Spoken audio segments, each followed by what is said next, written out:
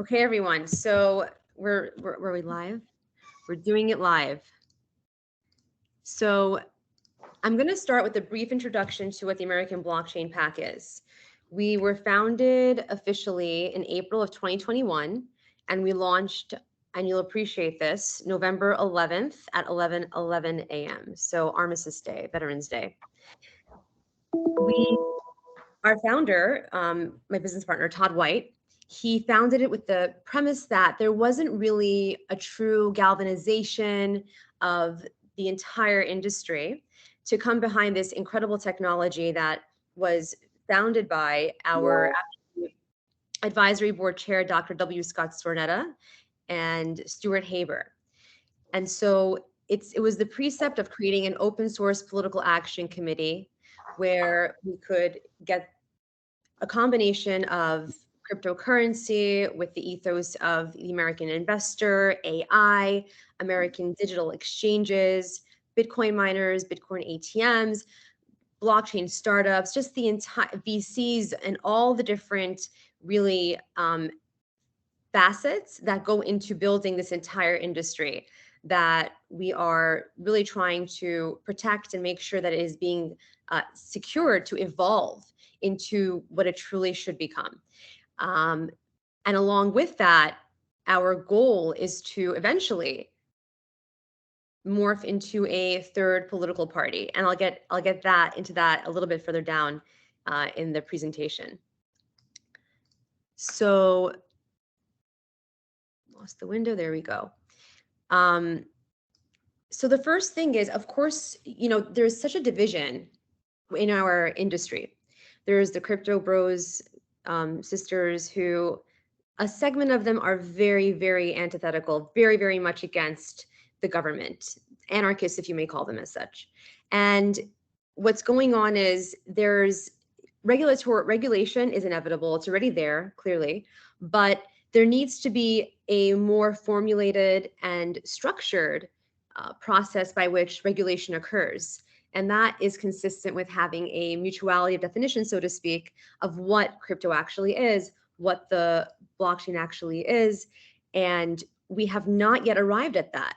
And part of what the American Blockchain Pack is doing, Political Action Committee is doing, is we have an open source platform, which is a think tank of sorts, and a testing module, obviously, along with it for certification purposes for whoever wishes to take those courses and become certified.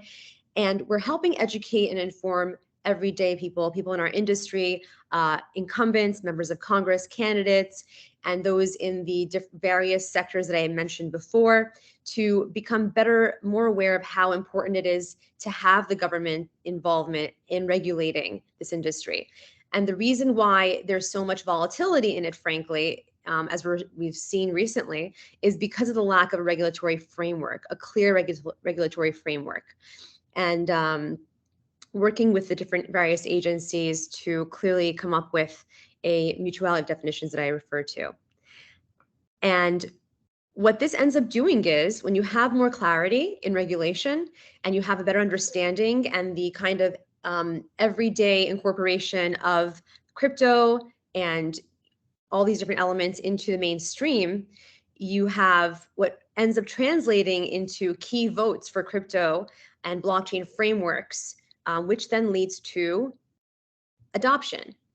And one of the things that we're pushing for very, very hard here in the American Blockchain Pack is to not only identify, which we have, and we're going to be rolling out a list of our preliminary select candidates, incumbents, and people who are running for the first time for office, who we're going to be endorsing in the coming days. So keep a lookout for that as well.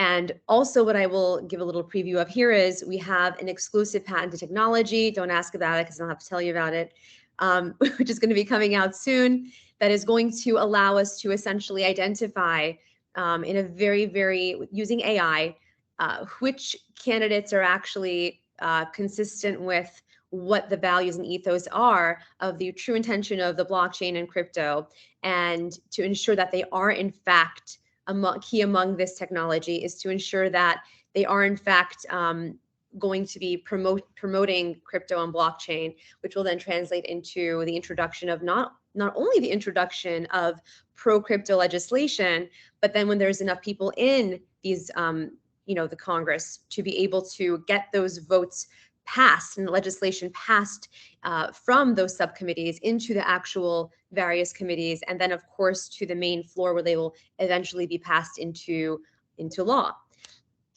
And of course, go ahead, Josh. I just wanted to jump in and let you know that I'm sharing the slides that I gave you. Are you able to see them? I am. In fact, we should probably jump to slide number. Let's do slide number 4, please. And by the way, please feel free to post any questions that you have. I see we have a very large number of attendees. It jumped. That's awesome. If you could please, in the meeting chat box, just drop any questions that you have for me here, and I will do my best to answer them accordingly. Great. Thank you, Josh. So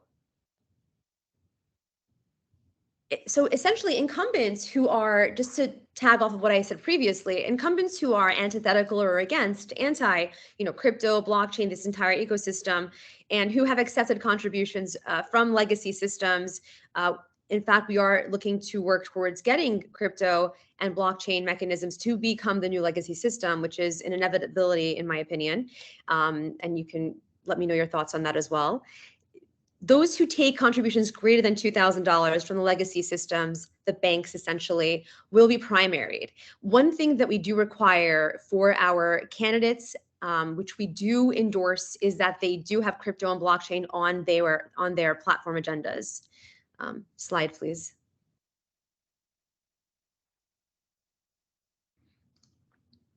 Thank you. So what I said previously, for anyone who may have missed it, was that we do eventually see ourselves evolving into a third political party, fully technocratic. So it's going to take the best elements of the Republican Party, the Democratic Party, and not focusing on any of the divisive social issues that have been used to cause such chaos and division, which we are obviously noticing in historically unprecedented measures in our modern day, but to focus on ways to evolve the American and global economy and to continue to allow for America to be the innovative hub of the world in collaboration with obviously other nations. I just want to point out that many of you may have seen a recent article that showed how the BRIC nations, Brazil, Russia, India, and all those nations that are the conglomerate known as BRIC, they are looking to adopt a new version of a reserve currency. They're going to back it by gold. They're going to eventually put it on a blockchain. It's going to be, it's pretty bad news for America if something isn't done quickly in terms of adopting a sound regulatory framework right here. So they're very much more advanced in terms of regulation, and it's a race. It's the new space race, so to speak. So according to a Gallup poll that came out last year, there is 62% of Americans that are open to supporting a third political party. And this is the highest support that has occurred in, I don't know how long. It's been probably in modern history. And that number, I haven't checked to see if there's been an updated poll done, but I'm almost certain that that has only gone up since this last poll was taken.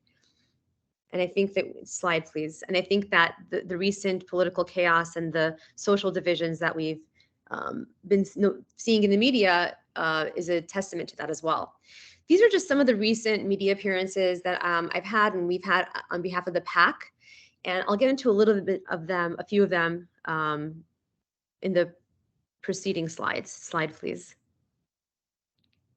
Thank you. So one of them is blockchain with American characteristics, liberty and prosperity for all. And what I did with this one is, and I'll definitely provide you, Josh, with links to all of these so you can send them to whoever attended today's meeting. It's W. Scott Stornetta, Dr. Stornetta, the founder of the blockchain. He coined the term, the phrase blockchain with American characteristics. And actually, Gerard, you'll appreciate this. He first unveiled this in his January speech at the Government Blockchain Association in DC that we were all present for. Most of us were, at least. And what it was a witty reconfiguration of how Deng Xiaoping, who was the successor to Mao Zedong, in introducing capitalism, couched capitalism as socialism with Chinese characteristics. And what this does is, what was very alarming actually, because what she said in a subsequent recent speech is that China intends to control the blockchain to the highest degree, essentially. I'm paraphrasing it here. But essentially, the blockchain with American characteristics is completely antithetical to that, because the entire premise by which the blockchain and Bitcoin subsequently was launched was for the decentralization of power and to allow for it to be inherently liberal, meaning every person has the liberty and judicious autonomy, the autonomy to govern themselves through this blockchain, through having their own distributed system. It essentially also cuts out the middle person. And this truly is baked into America's political DNA. So we see diametrically opposed ideological systems here, one with the American way, American characteristics, and then the so-called Chinese characteristics, which is incompatible with what the blockchain's true intentions actually were. Recipe for failure, if you ask me long term. Slide, please.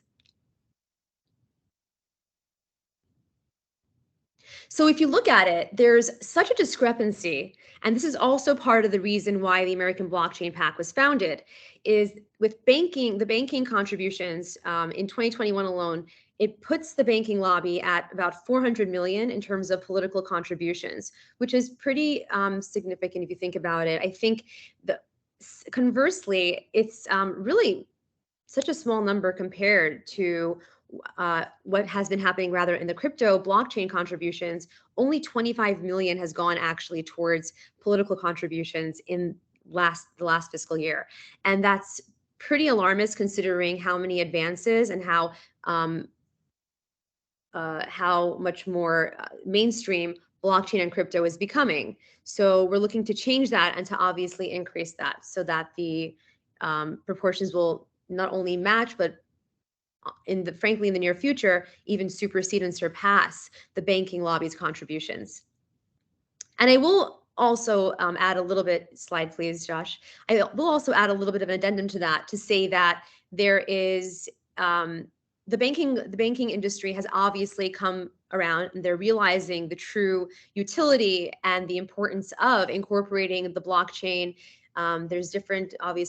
There's the HEX as well, which is an even faster performing blockchain. But this technology, the distributed ledger technology and cryptocurrencies into these legacy systems, and of course the teetering economy and the inflationary measures that we've been seeing occur are another, crucible, adding to the pressure of the impetus of now for this evolution to occur and take place.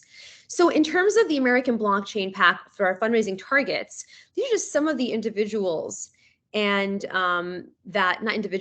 these entities that have been very interested in, have approached our political action committee, are interested in, and who we are working to benefit and protect. These are essentially the targets. They're tier 1 donors, obviously, node operators, Bitcoin ATM owners, miners. It's a little bit of a flow chart here that actually Todd created, and just gives you a little bit of a breakdown of who and what is being protected by the American Blockchain Pact's efforts. Slide, please. Okay. So among our action steps is going to be to challenge the obtuse taxation and the burdensome privacy legislation that has been seen recently with the passage of the unfortunate Investment Infrastructure Jobs Act. I think we have a hand raised, and we will get to your hand, Jim, in a few moments. So if we can please go to the next slide. That was really a travesty. And I think we're at the end of my presentation. Wonderful. So I will have to add, I think what we'll do is now talk, what we'll do is this. We will, Josh, actually, are there more slides? Or is it the end of the presentation? There are more slides. Interesting. Okay, so let's go to slide number, where is this? Let's go to slide number 12, please. This is slide 12. Is this? Okay, perfect. So the Infrastructure Jobs Act was, okay, so clearly it put a disproportionately high tax, an unprecedented tax, since Caesar Augustus, honestly. I think it's 29 million on billion rather on the blockchain industry, and that's insane. And what we're doing, we're working on also at the PAC, is we are likely going to be filing a series of lawsuits because of the very violation of US title code in enacting this bill, which is now a law, as of I think it was December 15th. So we are we're working to reverse that and to protect the industry. And I will also note that Todd and RWGS, Blue and White Governance Strategies, was instrumental in actually working to getting some of the language in that act adjusted and amended. But unfortunately, there were some other powers at play that disproportionately put the pressure on the crypto industry and blockchain industry versus the banking sector. So one of the other things that we're working on is going back to the definitions, mutuality definitions. Crypto obviously was described as clandestine. There are so many efforts to define crypto by the negative attributes. Any commodity, any sort of currency has been used for nefarious purposes, sanctions, evasions, of course. But I always like to reference the Colonial Pipeline case, which as one of the very many merits of the blockchain and crypto rather, over traditional fiat as a way to track and have more of a accountability for where actual funds are going. And so if you're familiar with it, that was a case, I think in 2021 or 2020, when there were a bunch of hijackers that were trying to hijack the Colonial Pipeline. And the reason that the feds were able to nab them was because they requested their ransom in Bitcoin. And so that was great. If they had requested it in cash, for example, in fiat, in gold, that would have been a much harder or near impossibility, frankly, to be able to track. So that was good. And of course, there's different attempts right now. You're familiar with the Howey test in determining recently, of course, whether it's a security or it's a commodity. Unfortunately, there was an incident recently with Coinbase, where you're all familiar with it, of course, the exchange, where one of the individuals who worked there was, charged in an insider trading scandal, and that resulted in getting several different cryptocurrencies named as securities. So I predict that there is going to be a uptick in this definition rather, by the SEC, and many of the different cryptocurrencies, they call them altcoins, are going to likely end up becoming obsolete because of this. And so we're working on getting that definition in place so that we can have a solemn structure. I don't believe Bitcoin, Ethereum, Cardano, and a few others will actually be subjected to this characterization. But until a definition is actually in place, the KYC, AML, all these different, client AML is rectified and applied, we won't really know. So that's what we're working on. Slide, please. Yeah, so this is code. We can go to the next slide, actually. We can go to the next slide. The next slide. This is not the version that I was supposed to send. It's so weird. Next slide, please.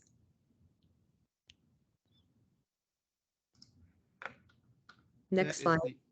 That is the end of the show that I have, the slide deck. Okay, so I'm going to just read one thing to you guys before I actually continue with, I think I sent you an older version. Interesting. So there's 3 stages of truth, everyone. As you know, the truth is first ridiculed, then it's violently opposed, and then it becomes self-evident. This is something from German philosopher and author Arthur Schopenhauer. And never before then in our modern history, and now honestly, has this been more important to reference, because the beauty of the blockchain is that it is inherently based in truth, and there is no way to really to compete with that, because um because of the fact that the truth will always win, and the proof is in the pudding, and facts are always, it's simple mathematics. So that said, I hope that was a nice brief synopsis and opening to introduce everyone to the American Blockchain Pack. And I would love to now, Josh, with the remaining minutes we have in this presentation, open it up to a few questions. And I believe that there are some people who have already asked questions. Okay, one question is, Josh, what do you think? Q&A? Absolutely. Let's do some Q&A. Let's do it. Let's see. The very first question was from Tom Gilday at the beginning, which is, does PAC have a collaborative relationship with Blockchain Association and the Digital Chamber of Commerce? Thank you for that wonderful question. So we do not have an association with the Blockchain Association. The Digital Chamber of Commerce, yes, we do have more of a relationship with them. Frankly, what is occurring is we're friendly with mostly everyone. The only thing is that there's a little bit of an issue with the way certain associations have gone about conducting their business, so to speak, and there is a little bit of everything has to be done with accordance to the law, clearly. And so where PACs differentiate is that we are the legal vessel, so to speak, by which contributions can be made to political candidates, to different organizations and entities, based on our mutuality of goals and alignment. Some of these associations, unfortunately, don't have that same capability.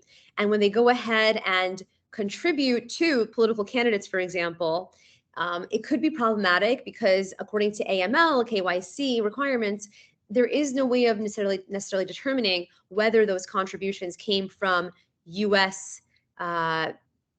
Green card holders or U.S. citizens. So we are open to, of course, working and collaborating with every association. We just want to make sure that they are also following in line with what is required and mandated by our government. And I'm sure everyone here can appreciate that greatly. Hope that answered your question.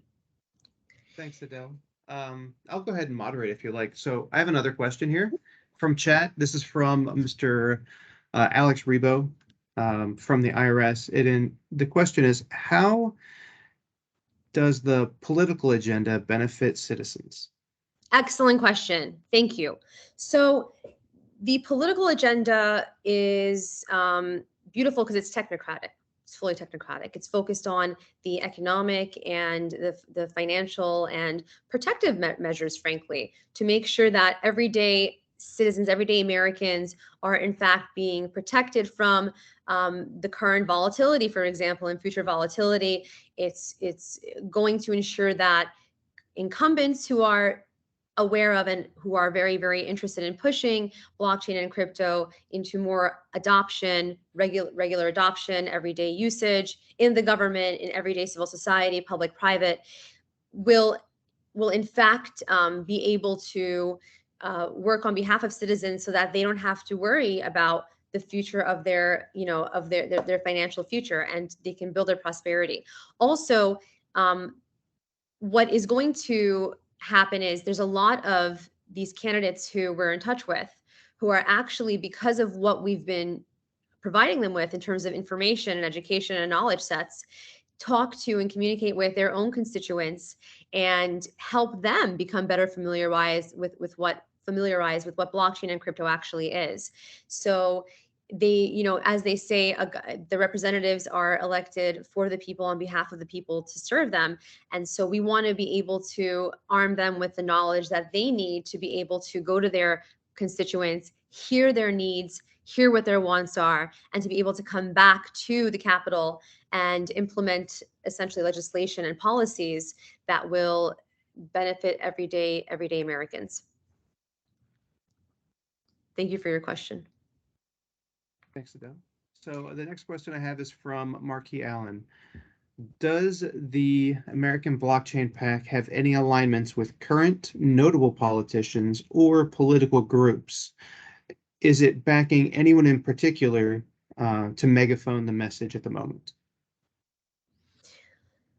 We have not yet rolled out our list of endorsed candidates so far, but we do have a select number that we're going to be releasing in the coming days. And we're very excited about it. It is a combination of Republicans and Democrats because we work across the political spectrum. Doesn't matter what your political affiliation is, as long as you are going to advance this space. And so stay tuned for that. And Josh, I'm sure once we do release that, you can also distribute it to your wonderful group here, and they can get a firsthand look at who they actually are. And I think we're going to go towards Ellen's question now. Sure. I'll go ahead and read it as well. So please simply explain what you see characteristically about blockchain, which makes it the right instrument to enable this future state party. What is your one critical differentiator beyond the blockonomics argument? So it's not, thank you so much for that question. Very elegant question, Ellen. And thank you, Josh, for asking it. So I think, first of all, it's not a state party. It's actually going to be state, you're right, capital S, I guess, but it's going to be a federal party, right? A third political party. And the beauty, as I alluded to earlier, is that blockchain is so inherently American in terms of liberty, prosperity, the decentralization it offers, the truth and the transparency, frankly, that it offers. And it's going to be the first time that we can actually problem solve for the issues that have been plaguing and beleaguering our political system on so many levels in terms of voting. Actually, Josh, you even spoke about this earlier, how a African country, I think it was, that said that they're completely fine with the way their voting currently works. Those who are in charge of the victors are those who write history, right? So, or rather, those who have control of the narrative are the ones that control the dictates of history. So what we're trying to do here is also take control of history and the narrative on behalf of the people with truth for the first time. And by one of the efforts that we're actually working on is to make sure that voting will occur on a blockchain. And that will be hopefully something that we can accomplish.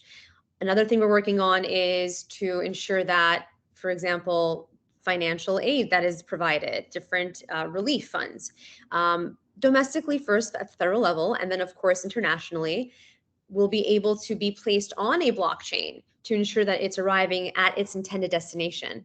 So there's trillions of dollars in taxpayer dollars that are going missing, frankly, as a result of the lack of transparency and different issues. I mean, many agencies are not going to like this, the UN, for example, but I think that we're getting to a place where obviously we know the digital age where privacy has been privacy is no longer it's like a luxury, but transparency is the way to go, and we're making sure that it's done in a very ethical and secure way.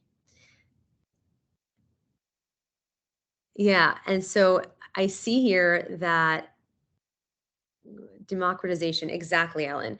It's back to the original question, original intent. If I may go back and, let's say the founding fathers, their intention was to have a true democracy, right? A true democracy, a meritocracy. And Josh, I think Tim made a comment saying that he declared as an independent. Would you like to read his question? Sure. So Tim's asking if he declared as an independent and his platform was broadly technology and diplomacy focused, inclusive of tangential and advanced technologies beyond blockchain and digital ledger technology, how would or could he leverage the blockchain pact's resources to support his bid to serve as president of these United States? Tim, it's a fantastic question. And I think it's wonderful that you are potentially considering a presidential run. Once the third political party is established, with our platform, of course, being worked on and released.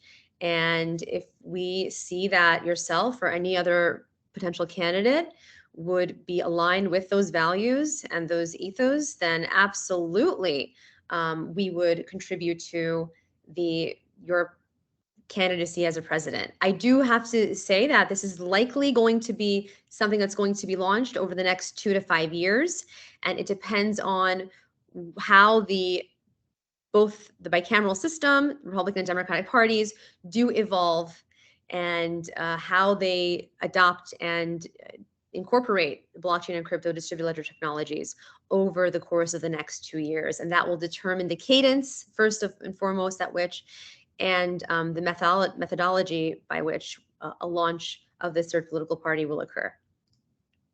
So I want to make sure that we get Jim's question in. I think it's beautiful. So how do you ensure a technocratic agenda moderate its alignment to specific moral, ethical, or cultural considerations?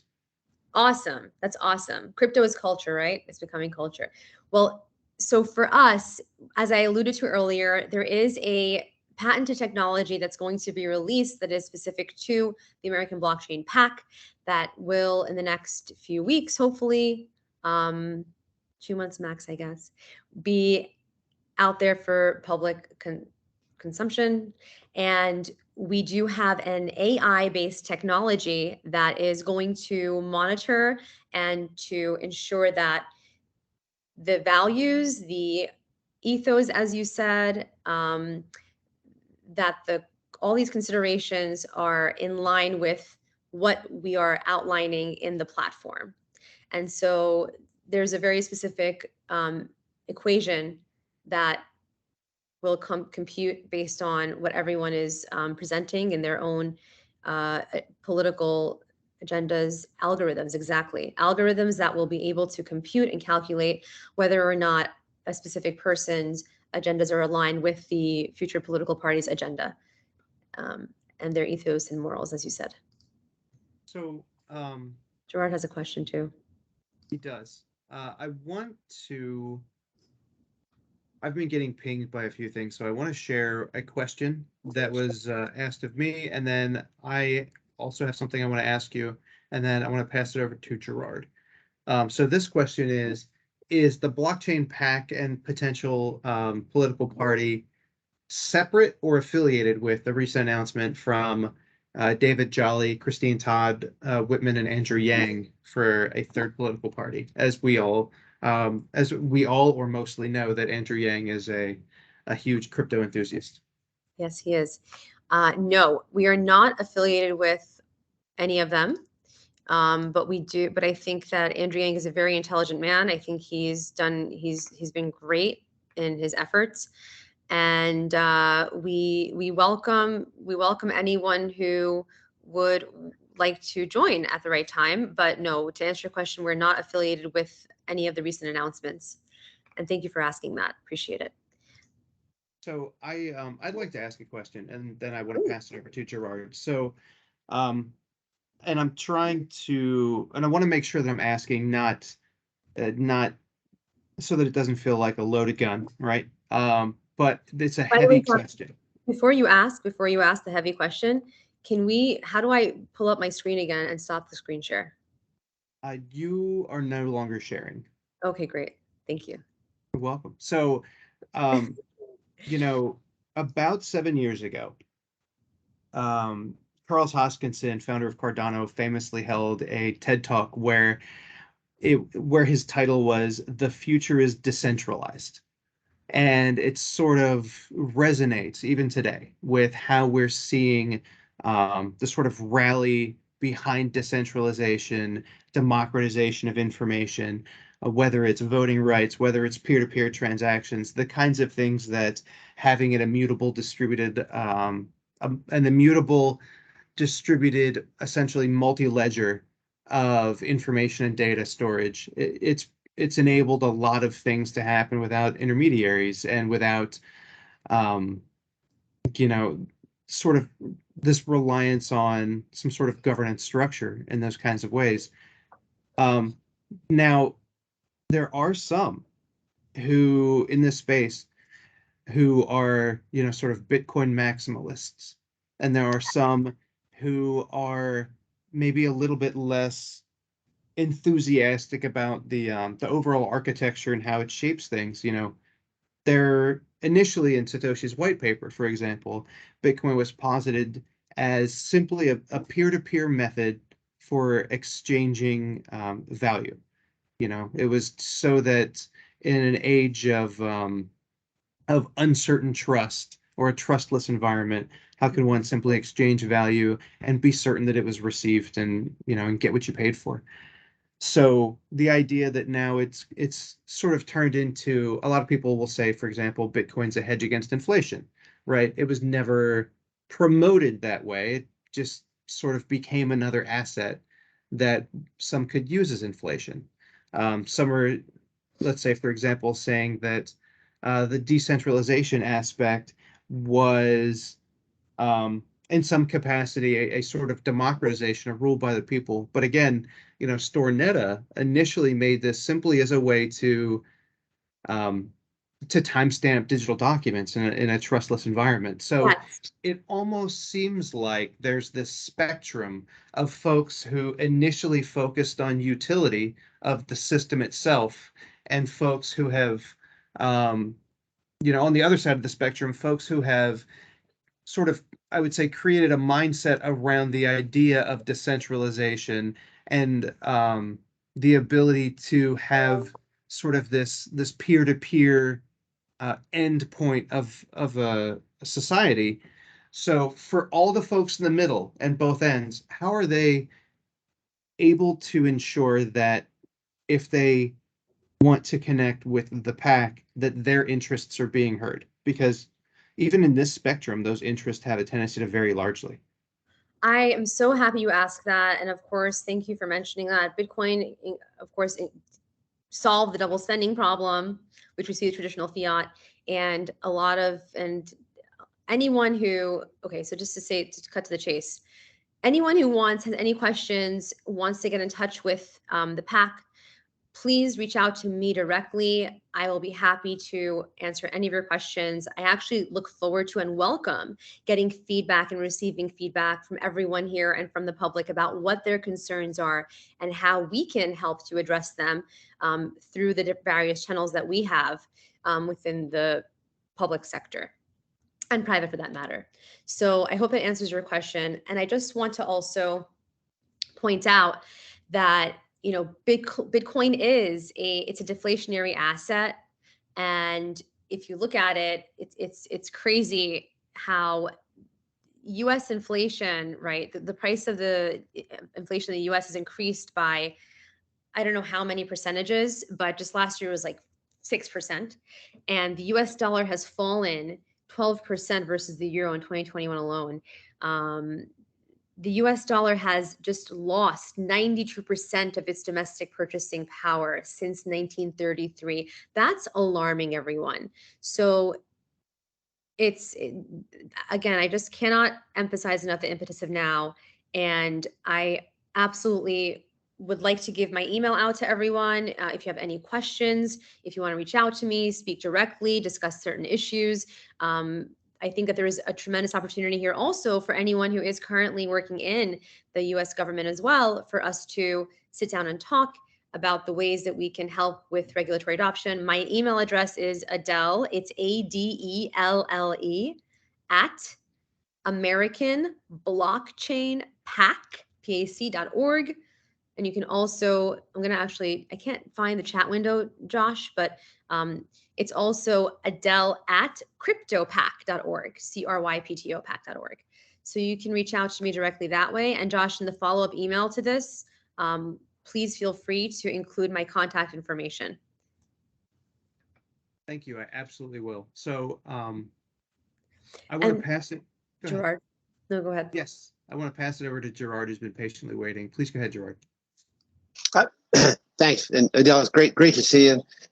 Super excited about everything that's happened with you and Todd and the whole thing. It's just been fantastic to watch you and the organization bloom. I did want to share some stuff you said about elections. We're doing something also with that, and I'd like to suggest that we coordinate. Let me explain. So the biggest problem that that companies have or organizations have in implementing blockchain-based election systems today is that most of the laws and regulations prevent essentially the connectivity of election systems to the internet. And these standards were put together as part of the voluntary voter systems guidelines back, I don't know, like the 1990s or 2000, when internet-based voting was not really allowed. We just spent the last year working with opponents of remote electronic voting, and in fact, I'm going to drop this in the chat right now. So we did an event about a year, maybe 2 years ago, where we invited the opponents that basically told us all the reasons why you could not secure an election if it was connected to the internet. And if that doesn't happen, then there's no way you can do blockchain-based voting. So for the last year plus, we have been working with them every week, working through all of their complaints, all of their challenges, and this came from MIT and a whole variety of sources that have been going around the country telling people the only way to secure an election is paper at the polls. So what we did was we said, listen, the law requires that elections be accessible for handicapped and overseas military voters. The way they're currently doing that right now is generally with email or fax. So we said, if you compare blockchain-based voting to email and fax, which is completely insecure, right? When the law requires people to do it, we basically made a case that blockchain-based voting is by far more superior than the current systems that they are using. And so we worked with them to produce a report. Now, at the very tail end of the process, their organizations, when they recognized that all the facts were against them, they pulled out of being willing to sign this report. So we spent basically a year trying to get them to come on board with us to acknowledge that they had been wrong in all of these testimonies that they've been doing in legislatures all around the country. That's incredible. However, we did capture the video. We put it in this report. We're also working with the EAC, the Election Advisory Commission. They're in the process of revising their standards. So we did submit a document to them with all kinds of input. And now we're working on a set of blockchain-based voting standards. If we can get this integrated into the EAC's work, it gives election officials in every jurisdiction in the country permission to have their systems certified by election authorities. Right now, they can't do it. And this work will allow blockchain-based election systems to become certified and used in the United States. Gerard, that is phenomenal. And we absolutely have, we consider the Government Blockchain Association an ally. And of course, Todd is working with you guys very closely, and we should definitely have this conversation, and maybe the next event should focus specifically on getting this implemented. I think it's brilliant, and thank you for bringing it up. I think it'll solve so many issues. If you think about it too, anyone who's really opposed to getting voting on a blockchain, you got to ask what their intentions are. Well, yeah, we heard about that directly. But there are a lot of good people that literally believe. In fact, I just literally posted this post. I'm going to drop this in the chat as well. There are people that legitimately believe that it's unsafe, right? And just like there are people that have misconceptions about cryptocurrency, this is really an education. But we can't get to the education part until we can address the concerns by the MITs and all the folks that with PhDs, very smart people, right? That are literally in a battle they're trying to end any kind of electronic based voting. So we have to address their critiques with facts, right, as opposed to just Absolutely. just with words. So that's what we're trying to do. So hopefully we can help you in that regard. Thank you so much. I love that. Absolutely. Absolutely. So I wanted to close this meeting with a few things. The first one is thank you. I'm going to go ahead and stop the recording as well. So the first one is